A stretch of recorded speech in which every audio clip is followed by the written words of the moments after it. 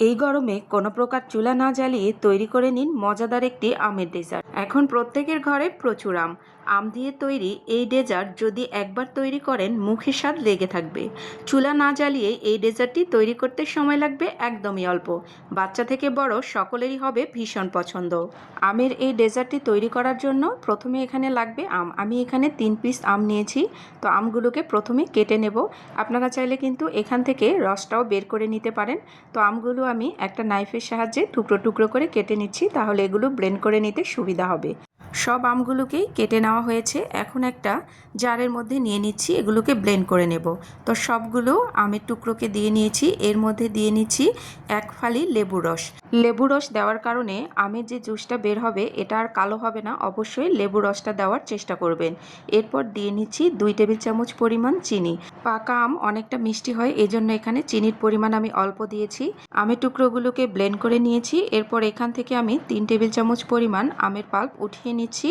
তো 3 টেবিল চামচ আমের পাল্প উঠিয়ে নিয়ে এখন একটা পাত্রের মধ্যে অল্প একটু পানি দিয়ে এটাকে পাতলা একটা জুস বানিয়ে নেব। এটা আমি পরবর্তীতে ব্যবহার করব, এজন্য আমি এই জুসটাকে পাতলা করে তৈরি করে নিয়েছি। এখন আমি ক্রিম নিয়ে নিচ্ছি প্রায় 1 কাপ পরিমাণ।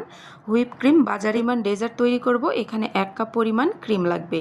তো প্রথমে আমি করে আধা ঘন্টা বাইরে রেখেছিলাম। এরপর কিছুটা নরম হয়েছে। এখন একটা হুইক্সের সাহায্যে ভালো মতো করে নেড়েচেড়ে ফোম বানিয়ে নিয়েছি। তো ফোমটা হয়ে গেছে। এই পর্যায়ে এর মধ্যে দিয়ে নিচ্ছি 3 টেবিল চামচের মতো কনডেন্স মিল্ক। হাতের কাছে যদি কনডেন্স মিল্ক না থাকে চিনিটাকে পাউডার করে এর মধ্যে ব্যবহার করতে পারবেন। যে আমের পাল্পটা আমি রেডি করে রেখেছিলাম পুরোটাই এই ক্রিমের মধ্যে দিয়ে নিচ্ছি। এখন সবগুলোকে ভালো মতো করে নাড়াচাড়া করে মিলিয়ে নিয়েছি। তো দেখুন ক্রিম একদম রেডি হয়ে গেছে। এটাকে সাইড করে রেখে দেব। এখানে লাগবে ভ্যানিলা কেক। আমি এখানে মিডিয়াম সাইজের একটি ভ্যানিলা কেক বাজার থেকে কিনে এনেছি।